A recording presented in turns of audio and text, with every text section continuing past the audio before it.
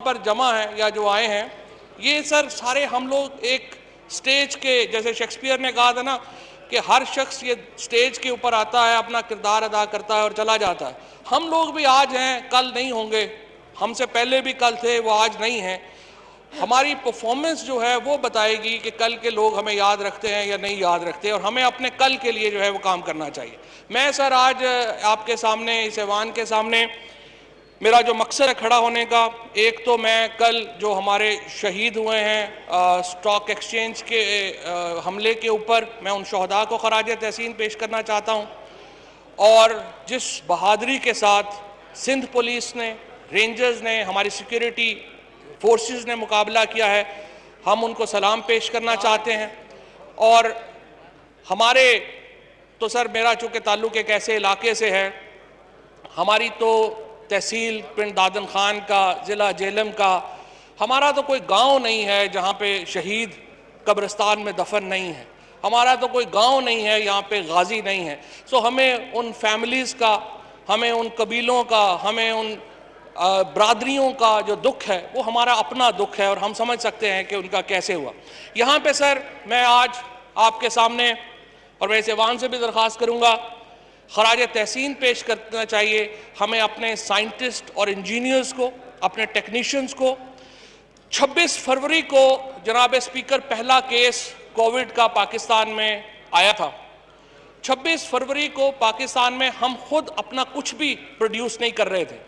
हम अपने डॉक्टर्स के गॉगल्स हों, शील्ड्स, कल हमारे जो पीपल्स पार्टी के दोस्त हैं इन्होंने सब ने शील्ड्स पहन के आए, और बड़ा अच्छा उन्होंने किया कि एहतियात की। ये शील्ड्स थी, हमारे गाउन्स थे, हमारे मास्क थे, ये तमाम चीज़ें पाकिस्तान इंपोर्ट कर रहा था। चाइना से जो है वो इंपोर्ट हो रहा था, पूरी दुनिया इंपोर्ट कर रही थी, हम भी इंपोर्ट कर रहे थे।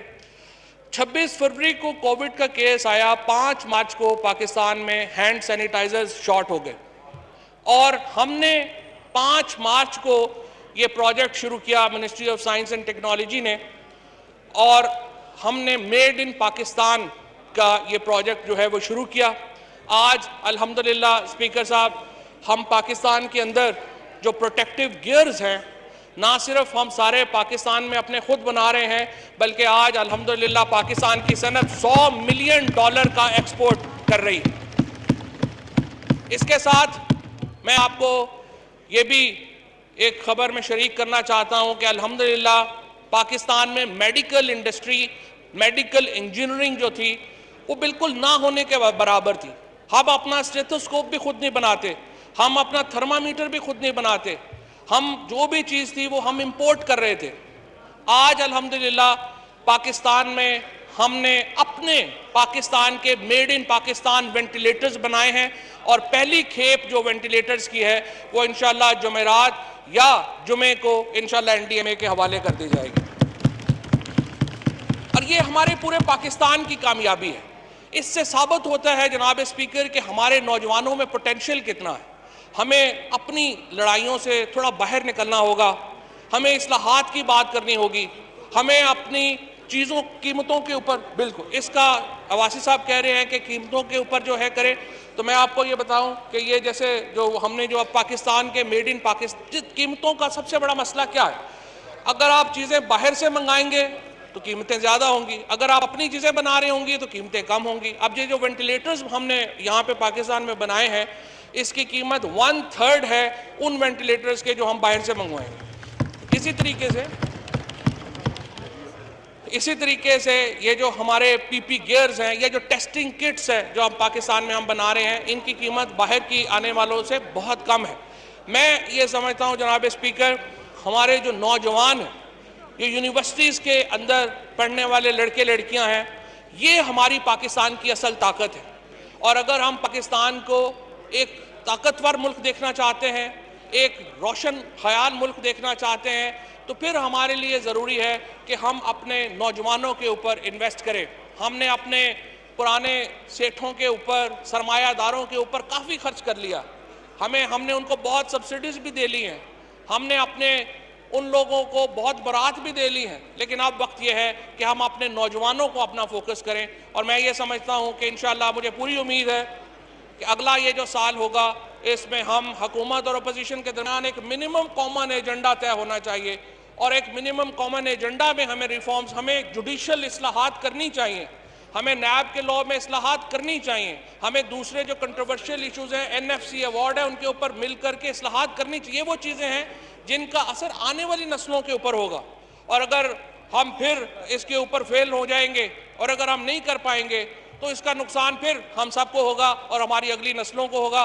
लिहाजा मैं अपील करूंगा, तल्ख बातें तो होती रहती हैं, हम भी कर सकते हैं, वो भी कर सकते हैं, लेकिन हमें एक मिनिमम कॉमन एजेंडे को लेके आगे चलना चाहिए। बहुत शुक्रिया स्पीकर साहब। बहुत शुक्रिया जी। जी जनाब मोहम्मद जमालुद्दीन साहब। पर जमा है या जो आए हैं, ये सर सारे हम लोग एक स्टेज के, जैसे शेक्सपियर ने कहा था ना कि हर शख्स ये स्टेज के ऊपर आता है, अपना किरदार अदा करता है और चला जाता है। हम लोग भी आज हैं, कल नहीं होंगे, हमसे पहले भी कल थे, वो आज नहीं हैं। हमारी परफॉर्मेंस जो है वो बताएगी कि कल के लोग हमें याद रखते हैं या नहीं याद रखते, और हमें अपने कल के लिए जो है वो काम करना चाहिए।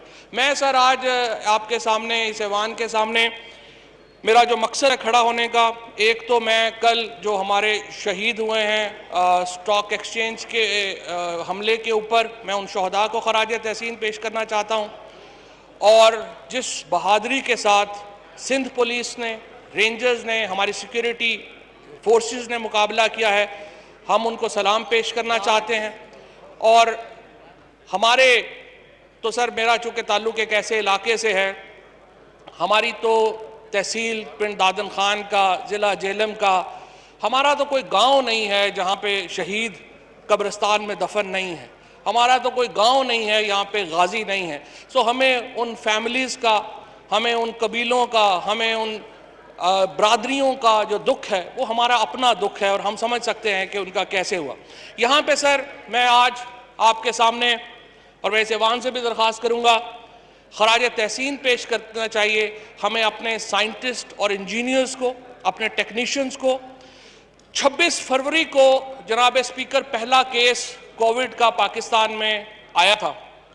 26 फरवरी को पाकिस्तान में हम खुद अपना कुछ भी प्रोड्यूस नहीं कर रहे थे। हम अपने डॉक्टर्स के गॉगल्स हों, शील्ड्स, कल हमारे जो पीपल्स पार्टी के दोस्त हैं इन्होंने सब ने शील्ड्स पहन के आए और बड़ा अच्छा उन्होंने किया कि एहतियात की। ये शील्ड्स थी, हमारे गाउन्स थे, हमारे मास्क थे, ये तमाम चीज़ें पाकिस्तान इंपोर्ट कर रहा था। चाइना से जो है वो इंपोर्ट हो रहा था, पूरी दुनिया इंपोर्ट कर रही थी, हम भी इंपोर्ट कर रहे थे। 26 फरवरी को कोविड का केस आया, 5 मार्च को पाकिस्तान में हैंड सैनिटाइजर्स शॉर्ट हो गए और हमने 5 मार्च को ये प्रोजेक्ट शुरू किया ministry of science and technology ने, और हमने मेड इन पाकिस्तान का ये प्रोजेक्ट जो है वो शुरू किया। आज अल्हम्दुलिल्लाह स्पीकर साहब, हम पाकिस्तान के अंदर जो प्रोटेक्टिव गियर्स हैं, ना सिर्फ हम सारे पाकिस्तान में अपने खुद बना रहे हैं, बल्कि आज अल्हम्दुलिल्लाह पाकिस्तान की सनत $100 मिलियन का एक्सपोर्ट कर रही है। इसके साथ मैं आपको ये भी एक खबर में शरीक करना चाहता हूँ कि अल्हम्दुलिल्लाह पाकिस्तान में मेडिकल इंडस्ट्री, मेडिकल इंजीनियरिंग जो थी वो बिल्कुल ना होने के बराबर थी। हम अपना स्टेथोस्कोप भी खुद नहीं बनाते, हम अपना थर्मामीटर भी खुद नहीं बनाते, हम जो भी चीज़ थी वो हम इंपोर्ट कर रहे थे। आज अल्हम्दुलिल्लाह पाकिस्तान में हमने अपने पाकिस्तान के मेड इन पाकिस्तान वेंटिलेटर्स बनाए हैं और पहली खेप जो वेंटिलेटर्स की है वो इंशाल्लाह जुमेरात या जुमे को इंशाल्लाह NDMA के हवाले कर दी जाएगी। और ये हमारे पूरे पाकिस्तान की कामयाबी है। इससे साबित होता है जनाब स्पीकर कि हमारे नौजवानों में पोटेंशियल कितना है। हमें अपनी लड़ाइयों से थोड़ा बाहर निकलना होगा, हमें इस्लाहात की बात करनी होगी, हमें अपनी चीज़ों कीमतों के ऊपर, बिल्कुल इसका अवासी साहब कह रहे हैं कि कीमतों के ऊपर जो है करें, तो मैं आपको ये बताऊं कि ये जैसे जो हमने जो अब पाकिस्तान के मेड इन पाकिस्तान, कीमतों का सबसे बड़ा मसला क्या है, अगर आप चीज़ें बाहर से मंगाएंगे तो कीमतें ज़्यादा होंगी, अगर आप अपनी चीज़ें बना रहे होंगी तो कीमतें कम होंगी। अब ये जो वेंटिलेटर्स हमने यहाँ पे पाकिस्तान में बनाए हैं, इसकी कीमत 1/3 है उन वेंटिलेटर्स के जो हम बाहर से मंगवाएंगे। इसी तरीके से ये जो हमारे PP गियर्स हैं, ये जो टेस्टिंग किट्स हैं जो हम पाकिस्तान में हम बना रहे हैं, इनकी कीमत बाहर की आने वालों से बहुत कम है। मैं ये समझता हूँ जनाब स्पीकर, हमारे जो नौजवान हैं, ये यूनिवर्सिटीज़ के अंदर पढ़ने वाले लड़के लड़कियां हैं, ये हमारी पाकिस्तान की असल ताकत है। और अगर हम पाकिस्तान को एक ताकतवर मुल्क देखना चाहते हैं, एक रोशन ख्याल मुल्क देखना चाहते हैं, तो फिर हमारे लिए ज़रूरी है कि हम अपने नौजवानों के ऊपर इन्वेस्ट करें।